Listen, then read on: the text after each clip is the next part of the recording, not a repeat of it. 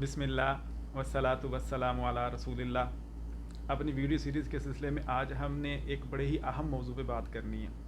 دیکھیں، جب انسان جو ہے نا، انسان مختلف چیزیں سے دنیا کے اندر نا اس کے اندر روس کے روب دبدبے اور یا اس سے مرعوب ہو جاتا ہے۔ ان میں سے ایک چیز ہے کسی کی طاقت، کسی کا غلبہ، کسی کا تسلط۔ ہم کسی کے غلبے میں آ جاتے ہیں، کسی کے تسلط میں آ جاتے ہیں، ہم کسی کے پریشر میں آ جاتے ہیں، اور یہ زندگی میں آلموسٹ ہر انسان کے ساتھ ہوتا ہے۔ یا تو ہم کسی کو مالی طور پر اپنے سے زیادہ سمجھتے ہیں، یا کسی کو علمی طور پر زیادہ سمجھتے ہیں، یا ہم کسی کو ساز و سامان کے حساب سے زیادہ سمجھتے ہیں۔ یا اس کو دوسرے لفظوں میں یہ دیکھ لیں کہ ہم سمجھتے ہیں کہ یار فلانے بندے کے پاس بڑی طاقت ہے، کس چیز کی؟ علم کی۔ فلانے بندے کے پاس یا فلانی قوم کے پاس یا فلانے لوگوں کے پاس بڑی جسمانی قوت ہے، یا فلانے بندے یا فلانی قوم کے پاس بڑا ساز و سامان ہے، یہ تو ایٹمی ملک ہے، یہ تو سپر پاور ہے، اس سے نہیں لڑنا، اس سے تو نہیں ہم لڑ سکتے، اس سے تو بات بھی نہیں ہم کر سکتے، ہماری تو خارجہ پالیسی جو ہے نا وہ منہ سے لفظ بھی نہیں نکال سکتی کہ بھئی وہ تو اتنے خان صاحب بڑے ہیں، وہ ان کے آگے کون بولے۔ تو یہ ہمارے فیملی کے یونٹ سے لے کر ملکی لیول تک ہم کسی کی طاقت، تسلط یا غلبے کے پریشر میں آ جاتے ہیں۔ تو اب ہم نے یہ دیکھنا ہے کہ یہ اصل میں یہ طاقت، یہ تسلط، یہ غلبہ اصل میں چیز کیا ہے۔ تو جب ہم یہ اس چیز کو پہچانیں گے نا، تو دیکھنا پھر ہمارے زندگی میں کتنا سکون آتا ہے، ہم کتنی خوبصورت اپنی زندگی کو کرتے ہیں، اور کتنا پیارا اور کتنا خوبصورت نظارہ ہمیں نظر آئے گا اگر ہم اس قوت کو تھوڑا سا پہچان لیں۔ ہماری مثال تو اس بچے کی طرح ہے جو سکول میں گیا، پہلی کلاس کا بچہ ہے، وہ سکول میں گیا تو سکول میں اس نے جب دیکھا نا کہ ٹیچر کو تو سارا ہی قاعدہ آتا ہے، علی باتا صاحب، وہ سارا ہی قاعدہ ٹیچر کو آتا ہے، وہ کہتا ہے یار ٹیچر بڑا کمال کا ہے، اس کے پاس تو بڑا علم ہے، یہ تو سارا قاعدہ آتا ہے اس کو۔ تو ہم بھی نا کوئی اسی سلسلے میں، اسی بچگانہ پن میں بڑے بڑی قوموں کو، بڑے بڑے ملکوں کو، بڑے بڑے لوگوں کو، کسی ڈی ایس پی کو، کسی منسٹر کو، کسی وزیر کو، کسی مشیر کو بڑا پاور دے لیتے ہیں، اور سوچتے رہتے ہیں کبھی اس کے ساتھ میرا تعلق بن جائے یا وہ کہیں ناراض نہ ہو جائے۔ اور یہ چیز فیملی میں بھی ہے، ہم کسی انکل کو ناراض نہیں کرنا چاہتے، اس وجہ سے نہیں کہ وہ ہمارا رشتہ دار ہے، اس وجہ سے کہ اس سے کوئی کام ہے۔ ہم کسی دوست کو ناراض نہیں کرنا چاہتے، اس لیے نہیں کہ وہ میرا دوست ہے چلو یار صلہ رحمی یا تعلق قائم رہے، نہیں، بلکہ اس لیے کہ وہ اس سے وہ اس کے پاس ذرا تھوڑی طاقت یا تسلط ہے، یا اس کے پاس کوئی لنک ہے، اس کے پاس اچھی سفارش ہے، تو وہ میرا کوئی کام کر دے گا۔ تو ہم اپنی امیدوں کے دائرے انہی وجوہات کی بیس پہ لگا رہے ہوتے ہیں۔ تو اب ہم نے تھوڑا سا سمجھنا ہے کہ یہ اصل میں طاقت، یہ قوت، یہ تسلط، یہ غلبہ، یہ چیز کیا ہے۔ اللہ سبحانہ تعالیٰ نے نا جب انسان کو پیدا کیا تو اللہ سبحانہ تعالیٰ کو بڑا پتا تھا کہ اس بندے کو نا سمجھانا کیسے ہے، یا انسان کو کوئی بات سمجھ کیسے آئے گی۔ دیکھیے، ہم جب اسکول میں ہوتے ہیں نا تو ہم ایک تھیری پڑھتے ہیں، پھر اس کے ساتھ پریکٹیکل بھی کرتے ہیں۔ اگر آپ کسی ٹریننگ وغیرہ میں ہیں، پولیس کی ٹریننگ ہے یا آرمی کی ٹریننگ ہے، وہ پہلے ایک لیکچر ہوتا ہے، تھیوری ہوتی ہے، پھر وہ پریکٹیکلی آپ کر کے دکھاتے ہیں۔ مگر اگر آپ کسی فوجی کو بتائیں کہ گن کیسے چلانی ہے، اور اس کو پڑھاتے رہیں کلاس میں، لیکن اس کو گن ہاتھ میں پکڑائیں نا، تو ساری عمر وہ گن نہیں چلا سکتا۔ تو پریکٹیکل بہت ضروری ہے تھیری کے بعد۔ تو جب اللہ سبحانہ تعالیٰ کہتے ہیں نا ان اللہ علی کل شیء قدیر، تو یہ تو تھیری ہوگی نا کہ اللہ تعالیٰ ہر چیز پر قادر ہے۔ تو اس سے ہمیں بات کیا سمجھ آ جائے گی؟ اگر ہمیں اس سے بات سمجھ آتی ہوتی تو اللہ تعالیٰ ہمیں اتنے پریکٹیکل کر کے نہ دکھاتا۔ تو پریکٹیکل کرنے کا مطلب یہ تھا کہ تاکہ ہمیں پتہ چل جائے کہ ان اللہ علی کل، اللہ تعالیٰ واقعی ہر شے پر قادر ہے۔ ابراہیم علیہ السلام اللہ تعالیٰ سے کہتے ہیں ربی کیف تحیی الموتى، اے میرے رب تو مردوں کو کیسے پیدا کرے گا؟ قال یا اللہ سبحانہ تعالیٰ نے کہا اولم تؤمن، کیا تو ایمان نہیں لایا ابراہیم؟ قال بلی ولکن لیطمئن قلبی، ابراہیم علیہ السلام کہنے لگے یا اللہ مجھے پتا تو ہے کہ تو مردوں کو زندہ کرے گا، تو اس کے اوپر پوری طاقت اور قوت رکھتا ہے، لیکن میں ذرا اپنے دل کو اطمینان بخشنا چاہتا ہوں۔ کیف تحیی الموتى، تو مردوں کو کیسے زندہ کرے گا؟ اللہ سبحانہ تعالیٰ نے ان کو کوئی برا بھلا نہیں کہا، بلکہ کہا خذ اربعۃ من الطیر فصرهن الیک، کہ 4 پرندے لو اور ان کو اپنی طرف مانوس کر لو، ثم اجعلن منہن جو ثم اجعل علی کل جبل منہن جزءا، پھر ان کو کاٹ کے کیما بنا کے تھوڑا تھوڑا اس کے جو حصہ ہے نا وہ مختلف پہاڑوں پہ رکھ دو. ثم ادعوہن، پھر ان کو بلاؤ، یاتینک سعیا، وہ تمہارے پاس اڑتے ہوئے آئیں گے. کیسے ان کا گوشت آپس میں جڑا، وہ دوبارہ پرندے بنے اور وہ ابراہیم علیہ السلام کے پاس اڑتے ہوئے آ رہے ہیں. یہ جو بات ہے نا کہ اللہ سبحانہ وتعالیٰ ہر چیز پر قادر ہے، اس کا ہمیں پریکٹیکل بھی کوئی چیز چاہیے. کیسے پتہ چلے گا؟ ابراہیم علیہ السلام پوچھ رہے ہیں اللہ تعالیٰ سے، یا اللہ کچھ پریکٹیکل کر کے دکھا، ہمیں پریکٹیکلی پتہ چلے کہ یہ کیسا ہے. او کالذی مر علی قریۃ وہی خاویۃ علی عروشہا، یا اس بندے کی مثال، یہ عزیر، بہت سارے مفسر کہتے ہیں یہ عزیر علیہ السلام ہے. تو وہ اپنے گدھے پہ اپنے کچھ کھانے پینے کا سامان ہے ان کے ساتھ، وہ ایک بستی کے پاس سے گزر رہے ہیں، اور وہ بستی پرانی کو کھنڈر پڑے ہوئے ہیں، پتہ نہیں 1000 2000 3000 سال، پتہ نہیں کتنی کی پرانی وہ بستی، وہ ختم تباہ و برباد ہوئی، بالکل ملیا میٹ ہوئی ہے. تو وہ اس کے پاس سے اپنے گدھے پہ بیٹھ کے گزر رہے ہیں. او کالذی مر علی قریۃ وہی خاویۃ علی عروشہا قال ان یحیی ہذہ اللہ بعد موتہا. تو وہ سوچنے لگے اس کو اللہ کیسے زندہ کرے گا، کیسے یہ ہوگا؟ ہم بھی سوچتے ہیں نا یار یہ کیسے ہوگا کہ ہم دوبارہ پھر قیامت کے دن کھڑے ہو جائیں گے، یہ کیسے ہوگا؟ تو یہ پیغمبروں کے ذہن میں بھی آیا تھا. اگر ہمارے ذہن میں کوئی اس طرح کا خیال یا کوئی بات آتی ہے تو اس میں کوئی مسئلہ، کوئی مذائقہ نہیں ہے. تو اللہ سبحانہ وتعالیٰ نے یہ مثالیں بیان کر کے بتایا کہ پیغمبروں کے ذہن میں بھی یہ بات آتی ہوتی تھی. تو وہ جب اس کے پاس سے گزرے کہنے لگے ان یحیی ہذہ اللہ بعد موتہا، اللہ سبحانہ وتعالیٰ ان کو کیسے زندہ کرے گا؟ فاماتہ اللہ 100 عام ثم بعث، تو اللہ سبحانہ وتعالیٰ نے ان کو ادھر ہی موت دے دی 100 سال کے لیے بس. ثم بعث، پھر ان کو اٹھایا. قال کم لبثت قال لبثت یوما او بعض یوم، کہنے لگے اللہ سبحانہ وتعالیٰ پوچھے کتنی دیر سوئے رہے ہو، کتنی دیر فوت رہے ہو؟ کہتے ایک دن یا ایک دن کا کچھ حصہ. قال بل لبثت 100 عام، بلکہ تو 100 سال فوت رہے ہو، 100 سال. فانظر الی طعامک و شرابک لم یتسنى، اپنے کھانے اور پینے کی طرف دیکھو وہ ابھی تک باسی نہیں ہوا، ابھی تک گلا سڑا نہیں. سبحان اللہ. اب آپ نے اللہ کی قوت کا ذرا تھوڑا اندازہ کریں اس سارے واقعے سے کہ 100 سال تک وہ فوت ہوئے ہیں، اور 100 سال تک وہ کھانا جو ہے وہ باسی نہیں، کوئی فریج فریزر نہیں ہے وہاں پہ، وہ باہر چٹیل میدان میں پڑا ہوا ہے. تو 100 سال کے بعد بھی وہ کھانا تر و تازہ ہے. فانظر الی طعامک و شرابک لم یتسنى وانظر الی حمارک، اب اپنے گدھے کی طرف دیکھ. وَلِنَجْعَلَهُ آیَةً لِلنَّاسِ، یہ میرے لیے، آپ کے لیے، ہم سب کے لیے ایک نشانی بننے لگا. اللہ سبحانہ وتعالیٰ ایک پریکٹیکل کر کے دکھانے لگے. اس کو آپ کے بھی اس کو سمجھ آنا چاہیے، مجھے بھی سمجھ آنا کہتے ہیں وَلِنَجْعَلَهُ آیَةً لِلنَّاسِ، ہم تمام لوگوں کے لیے اس کو نشانی بنانے لگے ہیں.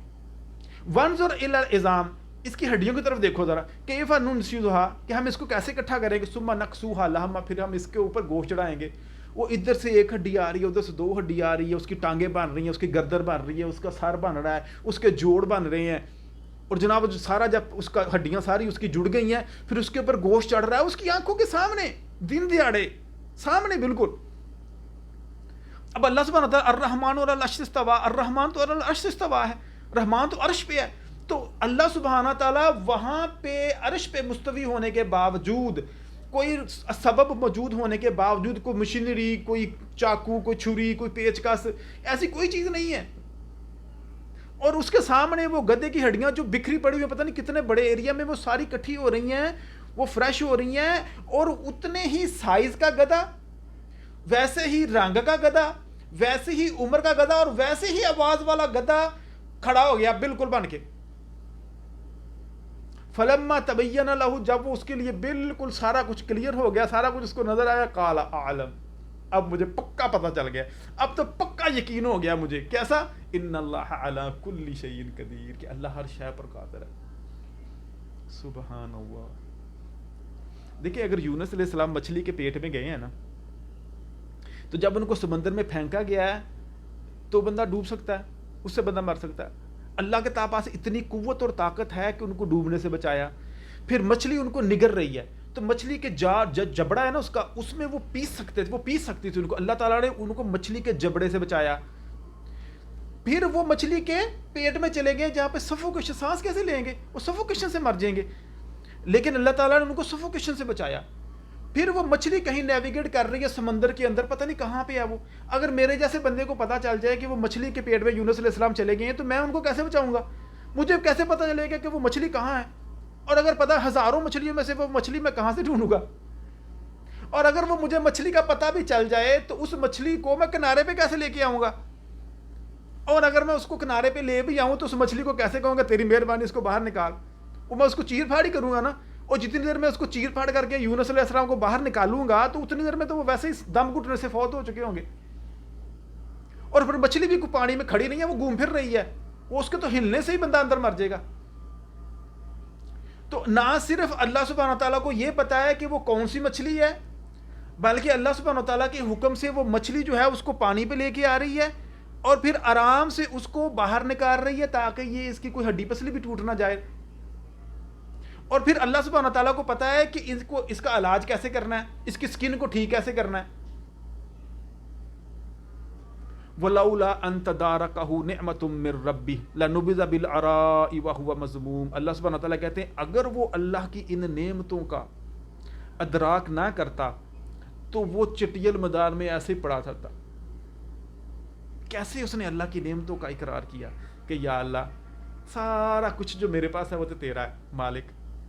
یہ مچھلی کا پیٹ, یہ اندھیرا, اللہ تعالیٰ کہتے ہیں وَنَادَىٰ فِي الظُّلُمَاتِ, اس نے ہمیں اندھیروں میں پکارا کہ تاریک رات کا اندھیرا ہے, سمندر کا اندھیرا ہے, مچھلی کے پیٹ کا اندھیرا ہے. وہاں سے اگر کوئی مجھے بلائے تو مجھے کیا پتہ چلے گا وہاں پہ کون سا کوئی فون ہے؟ مجھے کیسے پتہ چلے گا اتنی دور سمندر سے کوئی مجھے بلا رہا ہے؟ اللہ تعالیٰ کہتے ہیں وَنَادَىٰ فِي الظُّلُمَاتِ, اس نے ہمیں اندھیروں میں بلایا. سبحان اللہ. اور وہ ساری نعمتوں کا اظہار کیا کہ یا اللہ سارا کچھ تو تیرا ہے, میں کون ہوں, میرا کیا ہے.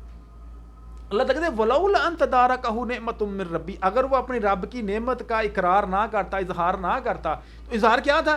اللہ الہ الا انت سبحانک, یا اللہ تو ہی ہے بس اور تیری کوئی غلطی نہیں مالک. ہم کیا ہوتا ہے ہمارے پاس کوئی مسئلہ پریشانی آئے تو ہم رب کو ہی بلیم کر لو, میرا ہی گھر ڈھونڈا تھا, یہ میرا ہی رب, میرا ہی گھر لبیا سی. ہم تو اللہ کو بلیم کرنے لگ پڑتے ہیں, زمانے کو بلیم کرنے لگ پڑتے ہیں. تو یونس علیہ السلام کیا کہہ رہے ہیں؟ لا الہ الا انت سبحانک, یا اللہ تیری کوئی غلطی نہیں, تو ہر قسم کے نقص سے, عیب سے بالکل پاک ہے. انی کنت من الظالمین. اس کو اگر ہم چھوٹا سا ٹرانسلیٹ کریں نا چھوٹے سے لفظوں میں تو اس کا مطلب بنتا ہے تو عطا ہی عطا اور میں خطا ہی خطا. یہ وقت کے پیغمبر کہہ رہے ہیں اور ہم کون ہیں؟ ہم اپنے آپ کو پتہ نہیں کیا چیز سمجھتے ہیں کہ ہم تو پتہ نہیں بڑے نیک لوگ ہیں. تو اللہ تعالیٰ کہتے ہیں کہ کذالک ننجی المؤمنین, ہم ایسے ہی مومنوں کو نجات دیں گے اگر وہ بھی اللہ کی نعمتوں کا اظہار کریں کہ یا اللہ سارا تیرا ہے, تیرا ہی مال ہے, تو ہی سب کچھ دیا, تیرا کوئی قصور نہیں, سارا میرا قصور ہے. یونس علیہ السلام نے کہا یا اللہ تیرا کوئی قصور نہیں, آج میں اس مچھلی کے پیٹ میں ہوں تو یہ میرا قصور ہے. ہم بھی یہ کہیں نا کہ یہ میرا قصور ہے تو دیکھیں پھر اللہ کی مدد کیسے آتی ہے. ہم تو اللہ کے نقص نکالنے لگ پڑتے ہیں, وہ کہاں ہے, وہ میری دعاؤں کو سن کیوں نہیں رہا. تو اللہ تعالیٰ کے پاس اتنی طاقت اور قوت ہے کہ وہ مچھلی کے پیٹ سے ان کو باہر نکال لے. سبحان اللہ. پھر نہ صرف اللہ تعالیٰ نے ان کو مچھلی کے پیٹ سے باہر نکالا, ان کو صحت واپس دی, ان کو ان کے بیوی بچے واپس دیے, ان کو ان کی تمام کے تمام قوم قبیلہ بھی واپس دے دیا. یہ وہ واحد قوم ہے جن کے اوپر آیا ہوا عذاب اللہ تعالیٰ نے ٹال دیا. سبحان اللہ. دیکھیے اللہ کی پاور, طاقت. یوسف علیہ السلام کے بھائیوں نے ان کو کنویں میں پھینک دیا اور اللہ سبحانہ تعالیٰ نے اس کو بادشاہ بنا دیا مصر کا. واللہ غالب علی امرہ ولکن اکثر الناس لا یعلمون. اللہ تعالیٰ اپنا حکم نازل کرنے پہ پورا قادر ہے, وہ اپنا حکم امپلیمنٹ کرنے میں پورا قادر ہے, لیکن اکثر لوگوں کو پتہ ہی نہیں. فرعون جو تھا وہ سارے بچوں کو ماری جا رہا تھا بنی اسرائیل کے, کہ کہیں ایک بچہ ایسا پیدا ہونے والا جس نے بڑے ہو کے میری طاقت اور میری سلطنت کو ختم کر دینا. تو اللہ تعالیٰ کہتے ہیں اچھا تو موسیٰ علیہ السلام کو مارنا چاہتا ہے. اللہ تعالیٰ اس کی سلطنت کو موسیٰ سے ختم کروانا چاہ رہا ہے اور وہ موسیٰ کو قتل کرنا چاہ رہا ہے. اللہ تعالیٰ نے کہا تو اس کو قتل نہیں کرے گا بلکہ تو اس کو اپنے ہاتھوں سے پالے گا.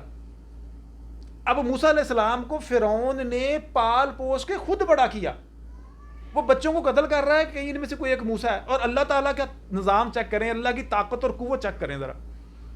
اللہ تعالیٰ ان کی ماں کی طرف اشارہ کر رہے ہیں, وہی کر رہے ہیں کہ اس کو نا دریا میں پھینک دے, صندوق میں ڈال کے. اگر بھائی صندوق میں ڈال کے چھوٹے سے بچے کو دریا میں پھینکیں گے تو کیا وہ بچے گا؟ اور پھر اتنے ہزاروں لوگ ہیں کہ فرعون نے کیوں اس کو پکڑنا تھا, اور پھر اگر پکڑتا تو یہ بہت چانس تھا کہ وہ اس کو قتل ہی کر دیتا. پھر اللہ تعالیٰ نے فرعون کو کوئی اولاد نہیں دی تھی تو اللہ تعالیٰ نے اس کے ذریعے اس نے اپنے سمجھا کہ چلو اس کو میں اپنا بیٹا بنا لیتا ہوں. دیکھیں اللہ کی طاقت. پھر ساری کی ساری دائیوں کو منع کر دیا گیا، یہ حرام ہو گیا ان کے اوپر کہ وہ کسی کا دودھ نہیں پیے گا. اب بچہ بحال میں رو رہا ہے اور کسی کا دودھ نہیں پی رہا، اور مریم جو اس کی بہن ہے وہ کہہ رہی ہے میں تمہیں ایک ایسی فیملی کا نہ بتاؤں جو اس کی کفالت کر سکتی ہے. تو ایک ہی رات میں اللہ تعالیٰ موسیٰ علیہ السلام کو موسیٰ علیہ السلام کی واقع کے پاس واپس لے آیا. سبحان اللہ، ایک ہی رات میں. اب وہ شہزادہ بن گیا ہے شاہی خاندان کا. اب وہ پولیس اس کے گھر کی صفائی کر رہی ہے جناب، اس کے گھر کے باہر پہرا لگ گیا کہ یہاں پہ ایک شاہی خاندان کا شہزادہ پل رہا ہے. اب وہ ماں اپنے ہی بچے کو دودھ پلا رہی ہے اور بادشاہ سے تنخواہ بھی لے رہی ہے. وہ بادشاہ پہلے اس کو قتل کرنے پہ لگا ہوا تھا، اب وہ نہ صرف اس کے گھر کی صفائیاں کر رہے ہیں، اس میں شاہی پولیس آ گئی ہے اور اب وہ تنخواہ بھی دے رہے ہیں. اب موسیٰ علیہ السلام کی ماں اپنے ہی بچے کو دودھ پلا رہی ہے اور بادشاہ سے تنخواہ بھی لے رہی ہے اور ساتھ میں شاہی خاندان بھی بن گیا ان کا ایک ہی رات میں. دیکھیں اللہ کے قانون.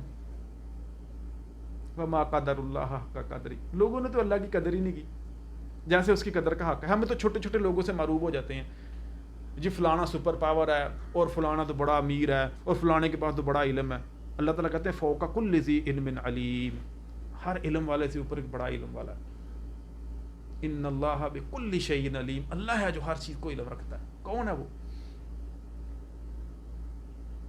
کون ہے جس کا علم اللہ سے زیادہ ہو؟ سبحان اللہ. تو جب اللہ سبحانہ تعالیٰ نے یہ مثالیں ہمیں کیوں بیان کی ہیں؟ یہ اس لیے بیان کی ہیں تاکہ ہمیں پتہ چلے کہ طاقت تسلط کسی اور کا ہے، ان چاروں کا نہیں ہے. اگر کسی عالم کا طاقت اور تسلط ہوتا تو وہ کبھی غلطی نہ کرتا. اگر کسی بادشاہ کے پاس طاقت اور تسلط ہوتا وہ کبھی فوت نہ ہوتا. اگر کسی ڈاکٹر کے پاس شفا ہوتی تو وہ کبھی بیمار نہ ہوتا.